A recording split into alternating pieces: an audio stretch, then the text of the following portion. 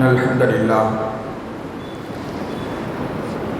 نحمده ونستعينه ونستغفره ونؤمن به ونتوكل عليه ونعوذ بالله من شرور أنفسنا ومن سيئات أعمالنا من يهده الله فلا مضل له ومن يضلل فلا هادي له وأشهد أن لا إله إلا الله وحده لا شريك له وأشهد أن محمدا عبده ورسوله أما بعد فقد قال الله تعالى في القرآن الكريم يا أيها الناس اتقوا ربكم الذي خلقكم من نفس واحدة وخلق منها زوجها وبث منهما رجالا كثيرا ونساء واتقوا الله الذي تساءلون به والأرحام إن الله كان عليكم رقيبا قال الله تعالى أيضا يا أيها الذين آمنوا اتقوا الله حق تقاته ولا تموتن إلا وأنتم مسلمون وقال الله تعالى أيضا يا أيها الذين آمنوا اتقوا الله وقولوا قولا سديدا يصلح لكم أعمالكم ويغفر لكم ذنوبكم ومن يطع الله ورسوله فقد فاز فوزا عظيما قال نبينا صلى الله عليه وسلم فإن أصدق الحديث كتاب الله وخير الهدي هدي محمد صلى الله عليه وسلم وشر الأمور محدثاتها وكل محدثة بدعة وكل بدعة ضلالة وكل ضلالة في النار اللهم صل على محمد وعلى آل محمد كما صليت على إبراهيم وعلى آل إبراهيم إنك حميد مجيد اللهم بارك على محمد وعلى آل محمد كما باركت على إبراهيم وعلى آل إبراهيم إنك حميد مجيد எல்லா புகழும் புகழ்ச்சியும்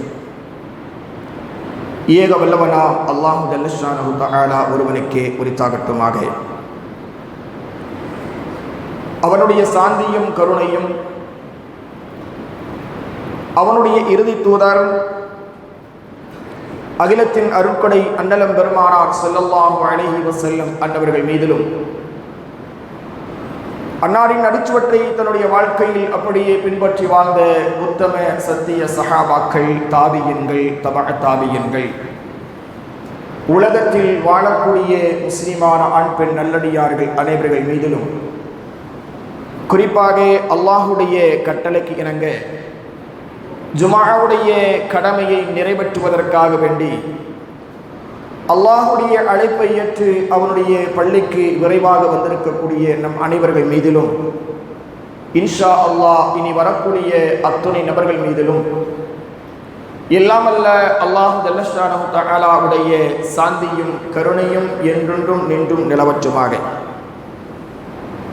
கண்ணியத்திற்குரிய எல்லாமல்ல அல்லாஹுவின் நல்லடியார்களே, அன்பிற்கினிய சகோதரர்களே, சகோதரிகளே, தாய்மார்களே, அல்லாஹுடைய பேருருளால் பெரும் கிருபையினால் நாமெல்லாம் ஒரு புனிதமிக்க மாதத்தில் அடியெடுத்து வைத்திருக்கிறோம்.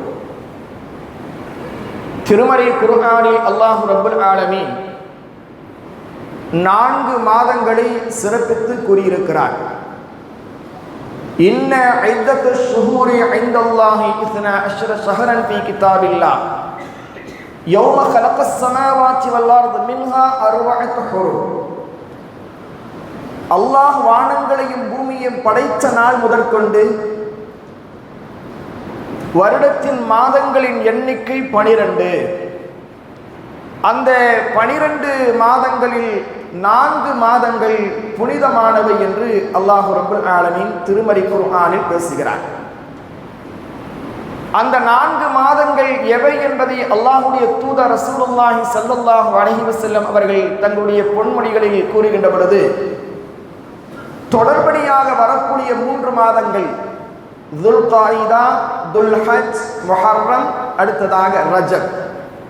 இந்த 4 மாதங்களும் புனிதமான மாதங்கள் என்று அல்லாஹ்வுடைய தூதர் ரசூலுல்லாஹி ஸல்லல்லாஹு அலைஹி வஸல்லம் அவர்கள் சொன்னார்கள். அப்படிப்பட்ட புனிதமான மாதங்களில் ஒன்றாகத்தான் நாம் அடைந்திருக்கின்ற இந்த துல்ஹஜ் மாதம் இருந்து கொண்டிருக்கிறது. இந்த துல்ஹஜ் மாதத்தை பொறுத்தவரைக்கும் அல்லாஹ்வுடைய தூதர் ரசூலுல்லாஹி ஸல்லல்லாஹு அலைஹி வஸல்லம் அவர்கள் ஏராளமான சிறப்புகளை நமக்கு சொல்லித் தருகிறார்கள். அதிலும் குறிப்பாக துல்ஹஜ்ஜுடைய முதல் 10 தினங்கள் அல்லாஹ்விடத்தில் மிகப்பெரிய அளப்பரிய சிறப்புக்குரிய நாட்களாக அல்லாஹ்வுடைய தூதர் நமக்கு சொல்லித் தருகிறார்கள். கண்ணியத்திற்குரிய அல்லாஹ்வின் நல்லடியார்களே, இந்த உலகத்தில் அல்லாஹ் ரப்புல் ஆலமீன் நம்மை எல்லாம் படைத்திருக்கிறான். படைப்பின் நோக்கத்தையும் அல்லாஹ் மிக தெளிவாக திருமறை குர்ஆனின் வாயிலாகவே நமக்கு சொல்லித் தருகிறான். வமா கலக்துல் ஜின்ன வல் இன்ஸ இல்லா லியஅபுதூன், மனித வர்க்கத்தையும் ஜின் வர்க்கத்தையும் என்னை வணங்குவதற்காக அன்றி நான் படைக்கவில்லை என்று சொல்லுகிறான். ஆனால் நாம் எப்பொழுதும் எல்லா நிலைகளிலும் அல்லாஹ்வை வணங்கி கொண்டிருக்கிறோமா, அல்லது அல்லாஹ் நமக்கு கட்டளையிட்ட அந்த 5 கால தொழுகைகளையாவது நாம் சரிவர செய்கிறோமா என்பது எல்லாம் சற்று நாம் சிந்திப்பதற்கு கடமைப்பட்டு இருக்கிறோம். உண்மையில் நாம் அல்லாஹுக்கு மிகப்பெரிய மாறு செய்யக்கூடியவர்களாகத்தான், அதிகம் மாறு செய்யக்கூடியவர்களாகத்தான் இருந்து கொண்டிருக்கிறோம் இல்லையா?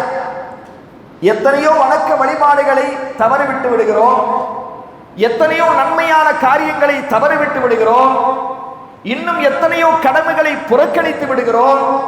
இப்படி அல்லாஹுக்கு புறம்பானவர்களாகத்தான் நாம் இருந்து கொண்டிருக்கிறோம். அல்லாஹுக்கு நன்றியுள்ள அடியார்களாக நாம் ஒருபொழுதும் இருப்பதில்லை. ஆனால் அல்லாஹ் நம்மிடத்திலிருந்து எதிர்பார்ப்பது அடியான் தனக்கு நன்றி உள்ளவனாக இருக்க வேண்டும். அதனால்தான் ரசூலுல்லாஹி ஸல்லல்லாஹு அலைஹி வஸல்லம் அவர்கள் இரவு நேரங்களில் கால் கடுக்க நின்று வணங்குகின்ற பொழுது கூட அவரிடத்தில் கேட்கப்படும், அல்லாஹ்வுடைய தூதரே, உங்களுடைய பாவங்கள் தான், நீங்கள் செய்த முன்பின் பாவங்கள் எல்லாம் மன்னிக்கப்பட்டவர்களாகத்தானே இருக்கிறீர்கள். அப்படி இருக்கின்ற பொழுது நீங்கள் இரவு நேரங்களில் அல்லாஹ்வை கால் கடுக்க நின்று வணங்க வேண்டுமா? கால் பாதங்கள் எல்லாம் நீங்கக்கூடிய அளவுக்கு நீங்கள் நின்று வணங்க வேண்டுமா என்றெல்லாம் கேட்ட பொழுது கூட அல்லாஹ்வுடைய தூதர் சொன்ன பதில் என்னங்க? அஃபலா அகூனு அப்தன் ஷகூரா, நான் என் இறைவனுக்கு நன்றியுள்ள அடியானாக இருக்க வேண்டாமா என்று கேட்டார்கள். இது அல்லாஹ்வுடைய தூதருடைய பண்பு. ஆனால் இன்றைக்கு நாம் எப்படி இருக்கிறோம்? நம்முடைய அமல்கள் எப்படி இருக்கிறது? அல்லாஹ்வுக்கு நன்றியுள்ள அடியார்களாக நாம் இருக்கிறோமா? அல்லாஹ் எத்தனையோ நியமத்துக்களை வழங்கியிருக்கிறானே, அந்த ஒவ்வொரு நியமத்துக்களுக்கும் அல்லாஹ் கணக்கிட்டு பார்த்து எனக்கு நீ நன்றி செலுத்து என்று அல்லாஹ் சொன்னால் நாம் நன்றி செலுத்த முடியுமா? நமக்கு 24 மணி நேரங்கள் போதுமானதாக இருக்குமா? நிச்சயமாக இருக்காது. அவ்வளவு நியமத்துக்களை அல்லாஹ் மனித சமூகத்திற்காக வாரி இறைத்திருக்கிறார். அல்லாஹ் பேசுகிறான், அல்லாஹ்வுடைய நியமத்துக்களை நீங்கள் கணக்கிட்டு பார்த்தால் கணக்கிடவே முடியாது. அந்த அளவுக்கு நியமத்துக்களை வாரி வழங்கியிருக்கிறான். ஆனால் நாம் நன்றி செலுத்துவது என்பது மிக மிக சொற்பம், அற்பம், அவ்வளவுதான். ஆனாலும் அல்லாஹ் நம்ம மீது கோபப்படல. அல்லாஹ் அவனுடைய நியமத்துக்களை அப்படியே நிப்பாட்டிடல. எல்லாத்தையும் அல்லாஹ் தந்து கொண்டே தான் இருக்கிறான். எத்தனை அடியார்கள் 5 கால தொழுகையை தொழுகிறார்களா, நோன்பு வைக்கிறார்களா, ஜகாத் கொடுக்கிறார்களா, இன்ன பிற நல்ல அமல்களை செய்கிறார்களா? ஆனாலும் அல்லாஹ் கொடுத்து கொண்டுதான் இருக்கிறார். அல்லாஹ்வுடைய அருளில் எந்த விதமான குறைபாடுகளும் இல்லாமல் அல்லாஹ் தன்னுடைய அடியார்களுக்கு இந்த உலகத்தில் வாழும் பொழுது நீ எதை வேண்டுமானாலும் அனுப்பித்துக்கோ, எல்லாத்தையும் தரேன். ஆனா பிடிக்கிற நாள் ஒரு நாள் இருக்குது, உன்னை பிடிக்கின்ற நாள் ஒன்று இருக்கிறது. அந்த நாளில் நான் பிடித்தால் என்னுடைய பிடி எப்படி இருக்கும் தெரியுமா? இன்ன பத்ஷ ரப்பிக லஷதீத், உம்முடைய இறைவனின் பிடி மிக கடுமையானதாக இருக்கும். அங்கே எந்த விதமான சாக்கு போக்குகளையும் சொல்லிவிட முடியாது. எந்த விதமான சாக்கு போக்குகளையும் அங்கே சொல்ல முடியாது. மரண தருவாயில் நாமெல்லாம் அல்லாஹ்விடத்தில் சந்தர்ப்பம் கேட்போம். அல்லாஹ் திருமறை குர்ஆனில் பதிவு செய்கிறான், யா அய்யுஹல்லதீன ஆமனூ ஈமான் கொண்ட விசுவாசிகளே, லா துல்ஹிக்கும் அம்வாலுக்கும் வலா அவுலாதுக்கும் அன் திக்ரில்லாஹ், உங்களுடைய பொருட்செல்வங்களோ உங்களுடைய பிள்ளை செல்வங்களோ அல்லாஹ்வை நினைவு கூறுவதை மட்டும் உங்களை திசை திருப்பிவிட வேண்டாம். பொருளாதாரத்தை கொடுப்பேன், பிள்ளை செல்வங்களை கொடுப்பேன், எல்லாத்தையும் கொடுப்பேன், ஆனாலும் என்னை நினைவு கூறுவதை நீ மறந்துடாத. உனக்கு தேவையானதை நான் கொடுக்கிறேன், ஆனால் என்னை நினைவு கூறு. ஃபதுகுருனி அதுகுருக்கும் வஷ்குருனி வலா தக்ஃபுரூன். அல்லாஹ் அதை தான் பேசுகிறான். என்னை நினைவு கூறு, நான் உன்னை நினைவு கூறுகிறேன், எனக்கு நீ நன்றி செலுத்து, மாறு செய்யாதே. அல்லாஹ் சொல்லிவிட்டு وَمَن يَفْعَلْ ذَلِكَ يَا أَيُّهَا الَّذِينَ آمَنُوا لَا تُلْهِكُمْ أَمْوَالُكُمْ وَلَا أَوْلَادُكُمْ عَن ذِكْرِ اللَّهِ, யார் அல்லாஹ்வுடைய நினைவை விட்டு தூரமானவர்களாக அவருடைய பிள்ளை செல்வங்கள் அவருடைய பொருட்செல்வங்கள் பாராமுகமாக ஆகிவிட்டதோ அவர்கள் நஷ்டவாளிகள் என்று அல்லாஹ் பேசுறான். உங்களுக்கு எல்லாம் கொடுக்கப்பட்டாச்சு, ஆனாலும் அதையும் அனுபவித்துக் கொண்டு நீங்கள் அல்லாஹ்வுக்கு நன்றி செலுத்துங்கள் தான் அல்லாஹ் சொல்றான். உங்களுக்கு எதையும் அனுபவிக்காமல் நீ நன்றி செலுத்துன்னு சொல்ல, எல்லாத்தையும் துறந்து எல்லாவற்றையும் துறந்து சன்னியாசியாக வந்து என்னிடத்தில் வந்து நில் என்று அல்லாஹ் சொல்லல. உனக்கு கொடுக்கப்பட்டவைகளை எல்லாம் அனுபவித்துக் கொள், ஆனால் நான் கொடுத்த அந்த அருளுக்கு நீ நன்றி செலுத்து. அல்லாஹ் அதுதான் எதிர்பார்க்கிறான், வேற ஒன்றும் நம்மிடத்தில் எதிர்பார்க்கவில்லை சகோதரர்களே. அல்லாஹ் தான் சொல்றான், வஅன்ஃபிகு மிம்மா ரஸக்னாகும் மின் கப்ல் அய்யத்திய அஹதக்குமுல் மௌத், உங்களுக்கு மரணம் வருவதற்கு முன்னால் நாம் உங்களுக்கு வழங்கப்பட்டவைகளிலிருந்து நீங்கள் தாராளமாக அல்லாஹ்வுடைய பாதையில் செலவு செய்யுங்கள்.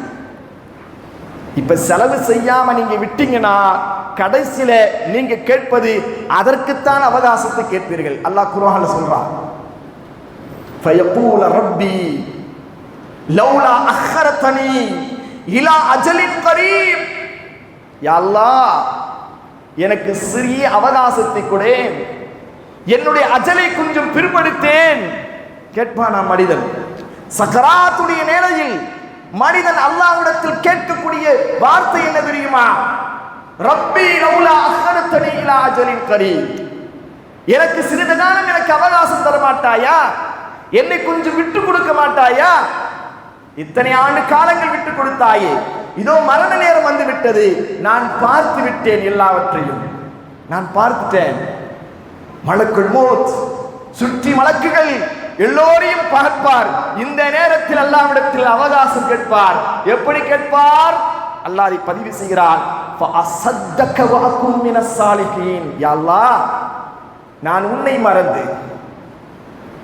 மறந்து நீ இட்ட கட்டளைகளை மறந்து நீ சொன்ன வார்த்தைகளை மறந்து உனக்கு புறம்பாக நான் நடந்து நிறைய சம்பாதிச்சு வச்சுட்டேன். நீ கொடுக்க வேண்டிய நேரத்தில் கொடு என்று சொன்னாயே, அதை நான் கொடுக்காமல் இருந்து விட்டேன். நான் இப்பொழுது திருந்து விட்டேன். யா அல்லாஹ், கொஞ்சம் அவகாசம் கூட.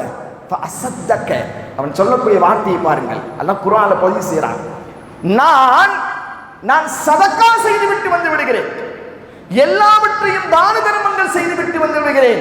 வாக்குமின சாலிஹீன், சாலிஹனான நல்லடியார்கள் கூட்டத்தில் நான் ஆகிவிட்டு வந்து விடுகிறேன். யா அல்லாஹ், கொஞ்சம் அவகாசம் கொடுக்க மாட்டாயா? மனுஷன் கடைசி தருவாயில் கேட்பான். அல்லாஹ் கொடுப்பானா? அல்லாஹ் கொடுப்பானா? சகோதரர்களே, அல்லாஹ் சொல்கிறான், அடுத்த வசனத்தில் அல்லாஹ் பேசுகிறான், وَلَنْ يُؤَخِّرَ اللَّهُ نَفْسًا إِذَا جَاءَ أَجَلُهَا وَلَنْ يُؤَخِّرَ اللَّهُ نَفْسًا إِذَا جَاءَ أَجَلُهَا. ஒரு மனிதனுடைய அந்த தவணை வந்து விட்டால் அவன் எவ்வளவு பெரிய ஆளாக இருந்தாலும் சரி, எவ்வளவு பெரிய கோடீஸ்வரனாக இருந்தாலும் சரி, எவ்வளவு நல்லவனாக கெட்டவனாக நற்பாக்கியவனாக துர்பாக்கியவனாக இருந்தாலும் சரி, அவனுடைய அஜல் வந்து விட்டால் வலன் யுஅக்கிரல்லாஹு நஃப்ஸன் இதா ஜாஅ அஜலுஹா, அவனுடைய அஜல், அவனுடைய நேரம், அவனுடைய தவணை வந்து விட்டால் ஒரு நொடி முந்தவும் மாட்டாது, ஒரு நொடி பிந்தவும் மாட்டாது. கச்சிதமாக மலக்குல் மௌத் அவருடைய உயிரை பறித்து விடுவான். இவர் பெரிய தாய், இவர் பெரிய அவுலியா, இவர் பெரிய மார்க்க பிரசாங்க பீரங்கி, இவர் நல்லவர், என்றெல்லாம் அல்லாஹ் அங்கே தெய்வதாட்சனை பார்ப்பானா? யாருக்கும் கொடுக்க மாட்டானே சகோதரர்களே. யாருக்கும் தவணை அந்த நேரத்தில் கேட்டால் கொடுக்கப்படாதே. நாம் என்ன வாழ்க்கை வாழ்ந்து கொண்டிருக்கிறோம் கொஞ்சம் யோசித்து பாருங்கள்.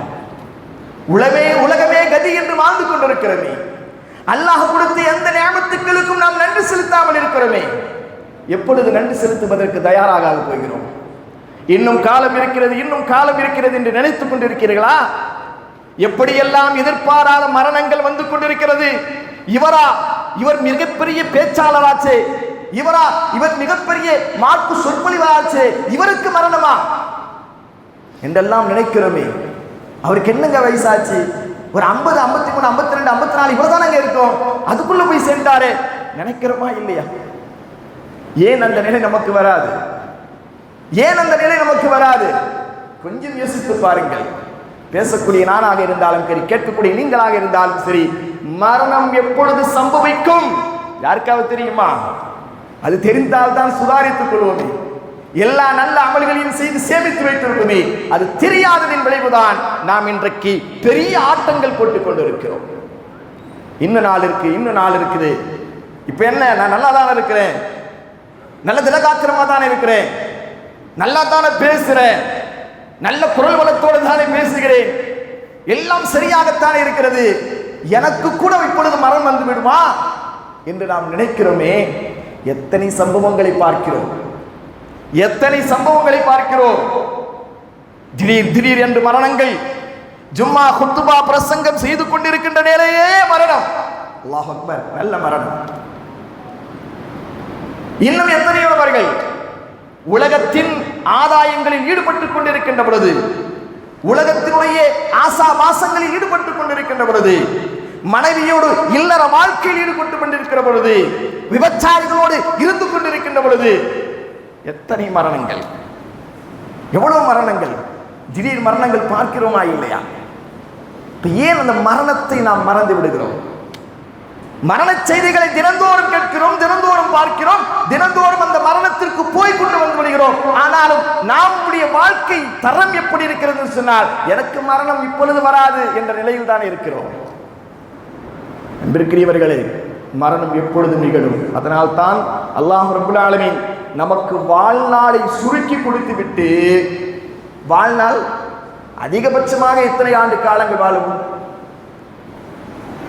60க்கும் 70க்கும் மத்தியில் என்று நபிகள் நாயகம் ஸல்லல்லாஹு அலைஹி வஸல்லம் இந்த உம்மத்திற்கு உண்டான ஆயுட்காலத்தை சொல்லிவிட்டார்கள். இன்னும் அதிகபட்சமாக வாழ்வதாக இருந்தால் ஒரு 80 வயது அல்லது 90 வயது அல்லது அதிகப்படியாக 100 வயதை அவர் தாண்டிவிட்டால் அவர் சாதனையாளர் பட்டியலில் இடம் பெற்றுறாரு. 100 வயதை தாண்டியவர் பேப்பர்ல எல்லாம் வந்துடும். அது ஒரு பெரிய சாதனை, அல்லாஹ் கொடுத்த கிஃப்ட். ஆனா நம்முடைய வாழ்நாளை அல்லாஹ் குறுக்கி கொடுத்தாலும் நம்முடைய ஒவ்வொரு அமல்களுக்கும் அல்லாஹ், நல்ல அமல்களுக்கும் ஏராளமான நன்மைகளை தந்து விடுகிறானே. ஆனால் அதை கூட நாம, அந்த ஆஃபரை கூட நம்ம பயன்படுத்தலைன்னா நம்ம புத்திசாலியா துரதிர்ஷ்டசாலியா? பாருங்க, துல்ஹஜ்ஜுடைய முதல் 10 நாட்கள், எத்தனை வருட காலங்களாக துல்ஹஜ் முதல் 10 நாட்களுடைய சிறப்பை குறித்து கேள்விப்பட்டுக் கொண்டே இருக்கிறோம், கேட்டுக்கொண்டே இருக்கிறோம். நான் துல்ஹஜ் மாதத்தின் முதல் 10 நாட்களில் இந்த அமல்கள் எல்லாம் ஈடுபட்டேன் என்று சொல்வதற்குண்டான தகுதி படைத்தவர்களாக நாம் ஆகிவிட்டோமா? எல்லா காலங்களையும் பொருந்தான் அந்த காலங்களை கடந்து கொண்டிருக்கிறோம். இன்னும் சொல்வதாக இருந்தால், இது எந்த மாதம், எந்த மாதத்தில் இருக்கிறோம், எந்த நாட்களில் இருக்கிறோம் என்ற சிந்தனை கூட இல்லாமல் எத்தனை முஸ்லிம்கள் வலம் வந்து கொண்டிருக்கிறார்கள். அல்லாஹ்வுடைய தூதர் ரசூலுல்லாஹி ஸல்லல்லாஹு அலைஹி வஸல்லம் இந்த மாதத்தை குறித்தும், இந்த மாதத்தின் முதல் 10 நாட்களை குறித்தும் அல்லாஹ்வும் அல்லாஹ்வுடைய தூதரும் பல சிறப்புகளை சொல்கிறார்கள். அல்லாஹ் குர்ஆன்ல சில விஷயங்களின் மீது சத்தியம் செய்வான், அல்லாஹ் சத்தியம் செய்வான். சில பொருட்களின் மீது, சில நேரங்களின் மீது, சில இரவுகளின் மீது எல்லாம் சத்தியம் செய்வான். படைத்த ரப்புல் ஆலமீன் தான் படைத்த ஒன்றின் மீது சத்தியம் செய்கிறான் என்று சொன்னால் அது எவ்வளவு கண்ணியத்திற்குரியவை என்பதை நாம் எல்லாம் விளங்கிக் கொள்ளலாம் இல்லையா? அல்லாஹ் துல்ஹஜ்ஜுடைய முதல் 10 தினங்களின் மீது சத்தியமிட்டு கூறுகிறான். ஃபஜ்ர் நேரத்தின் மீது சத்தியமிட்டு சொல்கிறான். இதற்கெல்லாம் ஃபஜ்ர் நேரத்தை நம்ம பாழ்படுத்திக் கொண்டிருக்கிறோம். எத்தனையோ மஹல்லாக்கள், எத்தனையோ பள்ளிவாசல்கள்ல மற்ற நேரங்களில் வரக்கூடிய அந்த தொழுகையாளிகள் சுபுடைய நேரத்துக்கு வர்றதில்லை. ஆனால் அது எப்படியான நேரம், அந்த நேரத்தின் அருமையை அல்லாஹ் வல் ஃபஜ்ர் வலயாலின் அஷ்ர் அல்லாஹ் சொல்றான் சூரத்துல் ஃபஜ்ர்ல. ஒரு சூறாலே இறக்கி வச்சுட்டான். சூரத்துல் ஃபஜ்ர் என்ற சூறாலே இறக்கி வச்சு வல் ஃபஜ்ர் விடிய காலையின் மீது சத்தியமாக, ஃபஜ்ர் நேரத்தின் மீது சத்தியமாக என்று அல்லாஹ் சொல்லிவிட்டு பல செய்திகளை சொல்கிறான். அடுத்ததாக அல்லாஹ் பேசக்கூடிய வசனம் வலயாலின் அஷ்ர் 10 இரவுகளின் மீது சத்தியமிட்டு சொல்கிறேன் என்று அல்லாஹ் சொல்றான். இந்த வலயாலின் அஷ்ர் என்று சொல்லக்கூடிய இந்த 10 இரவுகள் எந்த இரவு? அதைத்தான் முஃபஸ்ஸீரீன்கள் நமக்கு விளக்கம் அளிக்கிறார்கள்.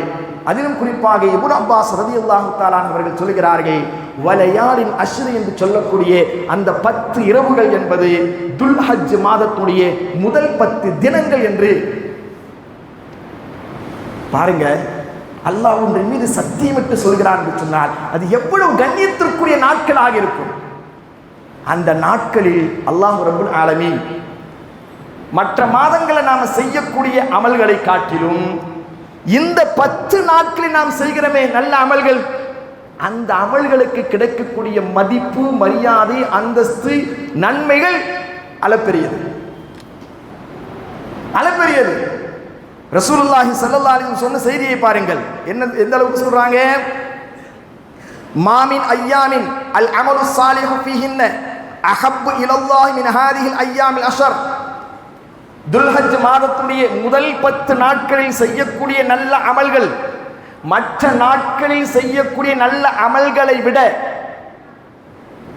துல்காயிதால செஞ்சீங்க, தொழுதீங்க, நோன்பு வச்சீங்க, தர்மம் செஞ்சீங்க, இதெல்லாம் செஞ்சீங்க, நன்மையான விஷயம்தான். அதே நன்மையான விஷயங்களை துல்ஹஜ்ஜுடைய முதல் 10 நாட்கள்ல நீங்க செய்வது இருக்கிறதே, அஹப்பு இலல்லாஹ், அஹப்பு இலல்லாஹ், அல்லாஹ்வுக்கு மிக மிக பிரியமானவைகளாக அந்த அமல்கள் ஆகிவிடுகிறது. அப்ப நம்ம இந்த மாசத்துல எந்த அளவுக்கு போட்டி போட்டுக்கொண்டு நன்மையான காரியங்களை செய்துள்ளோம், அதிலும் குறிப்பாக இந்த 10 தினங்கள்ல. ஆனா இன்றைக்கு சமூகம் இந்த மாசம் தொடங்கிடுச்சானே கூட தெரியாது. பெருநாள் வந்து விட்டால், பெருநாள் அறிவிப்பு செய்து விட்டால் புதிய ஆடைகளை போட்டுக்கொண்டு என்ன செய்வோம், பெருநாள் தொழுது சந்தோஷமா குர்பானி அறுத்து என்ன செஞ்சோம், அதெல்லாம் செய்ய வேண்டியதுதான். ஆனால் இந்த முதல் 10 நாட்கள் நம்ம என்ன அமலை செய்தோம், சென்ற வருடம் என்ன அமலை செய்தோம், இந்த வருடம் என்ன அமலை செய்ய போறேன் என்றைக்காவது நம்ம யோசித்து பார்த்ததுண்டா? ஆனால் ரசூலுல்லாஹி ஸல்லல்லாஹு அலைஹி சொல்றாங்க, மற்ற நாட்களில் செய்யக்கூடிய நல்ல அமல்களை விட இந்த நாளில் செய்யக்கூடிய நல்ல அமல்களுக்கு அல்லாஹ்விடத்தில் மதிப்பும் மரியாதை அது எந்த அளவுக்கு கோடிட்டு காட்டுகிறார்கள் பாருங்கள். சஹாபாக்கள் எழுந்து கேட்கிறாங்க, யா ரசூலல்லாஹ் வடல் ஜிஹாது ஃபீ சபீலில்லாஹ், அல்லாஹ்வுடைய பாதையிலே போரிடுவதை விடவா இந்த நாட்களில் செய்யக்கூடிய அமல்களுக்கு சிறப்பு இருக்கிறது?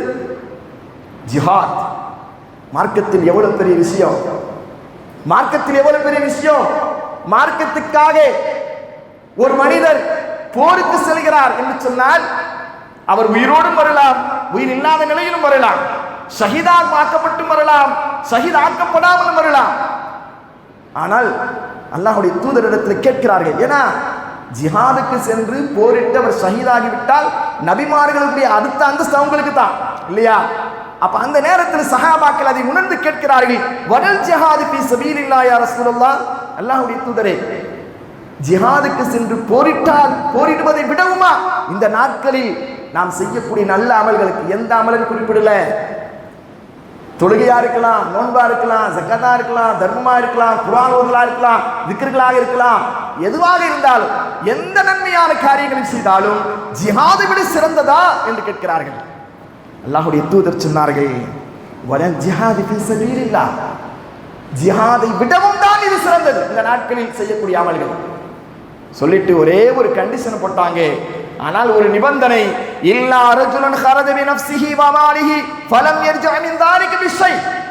ஒருவர் ஜிஹாதுக்கு போகிறார், ஜிஹாதுக்கு போய் தன்னுடைய உயிரை அல்லாஹ்வுடைய மார்க்கத்திற்காக தியாகம் செய்து விட்டார், தன்னுடைய பொருளை தியாகம் செய்து விட்டார் என்று சொன்னால், ஷஹீதாகி விட்டார் என்று சொன்னால் அவருக்கு தனி அந்தஸ்து தான், அவருக்கு தனி அந்தஸ்து தான். அதுக்கு இதுக்கு ஈடாகாது என்று ரசூலுல்லாஹி ஸல்லல்லாஹு அலைஹி வஸல்லம் சொன்னார்கள் என்று சொன்னால், நம்ம இங்கே சிந்திச்சு பார்க்கணும்.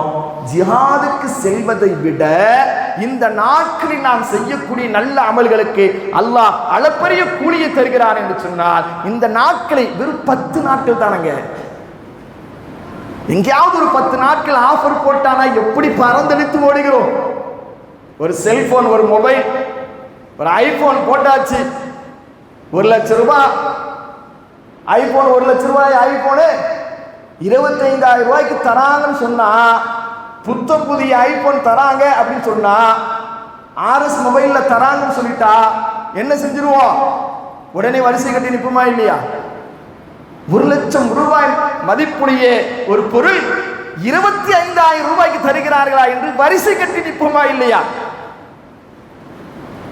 ஆனால் அல்லாஹ் இந்த நாட்களில் ஜிஹாதுக்கு போவதை விட சிறந்த நாள் அப்படின்னு அல்லாஹ் சொல்லியும் கூட அந்த நாட்களை பயன்படுத்தாத சமூகமாக இந்த சமூகம் இருந்து கொண்டிருக்கிறது. எப்படி அல்லாஹ்வுடைய உதவி வரும்? பல நேரங்களில் அல்லாஹ்வுடைய உதவி இல்லை, அல்லாஹ்வுடைய அங்கே கொத்து கொத்தாக முஸ்லிம்கள் கொல்லப்படுகிறார்கள், இங்கே கொத்து கொத்தாக முஸ்லிம்கள் கொல்லப்படுகிறார்கள், நம்மை ஆட்சி செய்யக்கூடியவர்கள் மிக மோசமானவர்களாக இருக்கிறார்கள் என்று என்னவோ பேசுறமே. அல்லாஹ்வுடைய கட்டளைகளை நாம் எப்படி நடந்து கொள்கிறோம்? அல்லாஹ் மிகப்பெரிய ஒரு ஆஃபரை போட்டிருக்கிறான, இந்த ஆஃபருக்கு நம்ம என்ன பயன்படுத்தி விட்டோம் அன்பானவர்களே? அதனால காலங்களும் நேரங்களும் பொன் போன்றவை.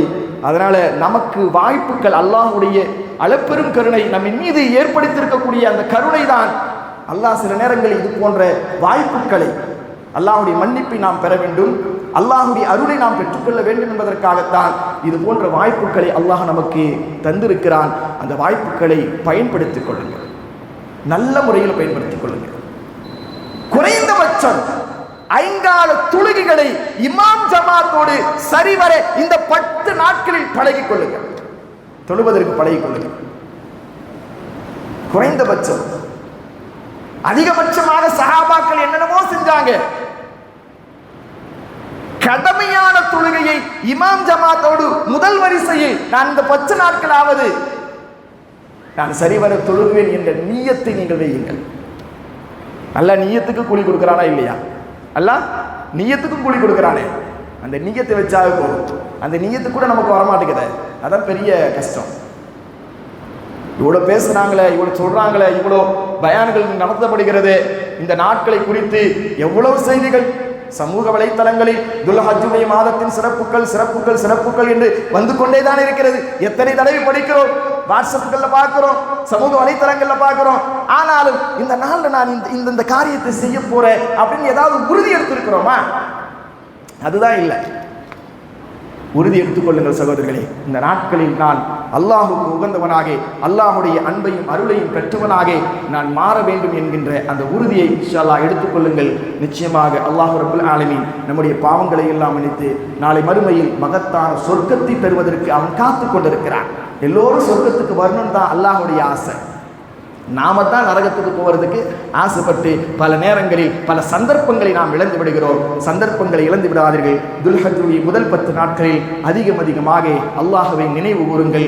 அல்லாஹுடைய கட்டளைகளை புறக்கணிக்காமல் அல்லாஹுடைய கட்டளைகளை பேணுதலோடு இன்ஷா அல்லாஹ் செய்வோம். வல்ல ரஹ்மான் அதற்கான நற்பாக்கியத்தை நம் அனைவர்களுக்கும் தந்தருள் புரிவாராக.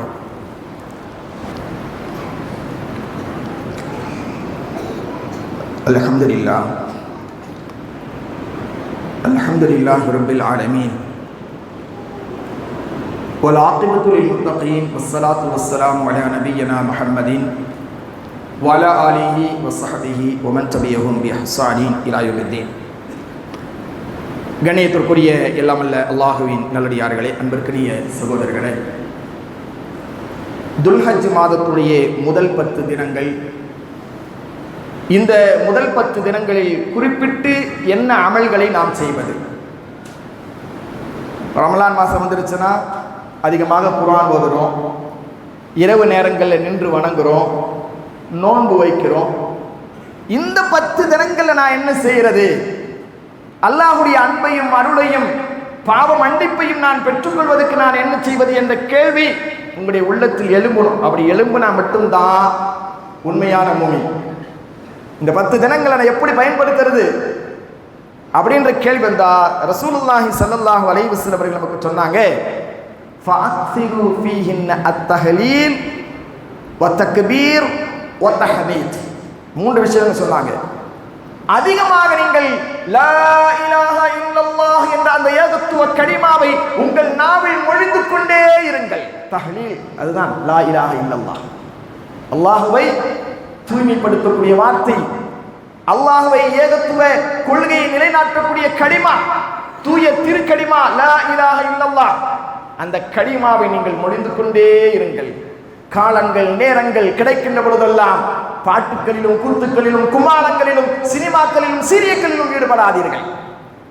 எப்பொழுது நேரங்கள் காலங்கள் வீடுகளாக இருந்தாலும் சரி, தெருவீதிகளாக இருந்தாலும் சரி, கடை தெருவுகளாக இருந்தாலும் சரி, அங்கெல்லாம் உங்களுடைய நாவிலிருந்து வரக்கூடிய வார்த்தை லா இலாஹா இல்லல்லாஹ் என்கின்ற வார்த்தை.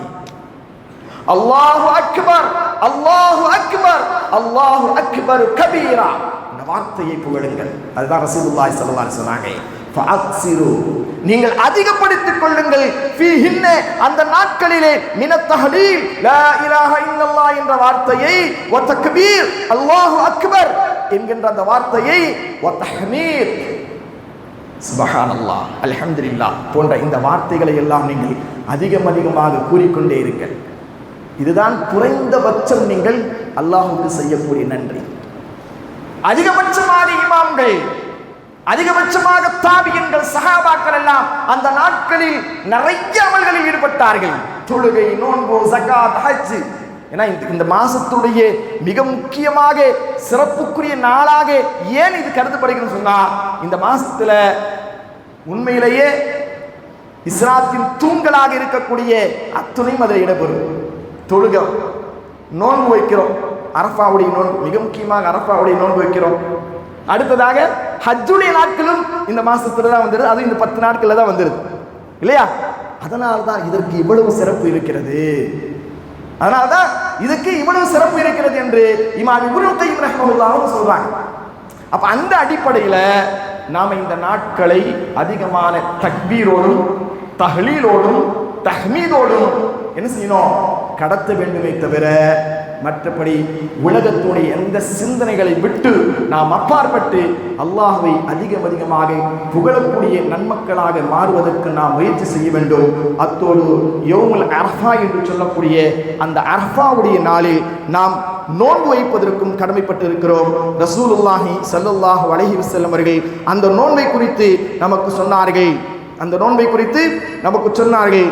அல்லாஹ்வுடைய தூதர் சொன்னார்கள், யார் அரஃபாவுடைய நாளிலே, யார் அரஃபாவுடைய நாளிலே நோன்பு நோக்கிறார்களோ அவர்களுடைய ஒரு வருடத்தின் முந்தைய பாவங்கள், பிந்தைய பாவங்கள், ஒரு வருடத்துடைய பிந்தைய பாவங்கள் அதெல்லாம் மன்னிக்கப்படுகிறது என்று சொன்னார்களே, அப்படிப்பட்ட அந்த நோன்பையும் இன்ஷா அல்லாஹ் நோற்று அல்லாஹுடைய அருளையும் மன்னிப்பையும் பெறக்கூடிய நம்மக்களாக அல்லாஹ் ரப்புல் ஆலமீன் நம்மையும் நம் குடும்பத்தார்களையும் ஆக்கி அருள் புரிவானாக.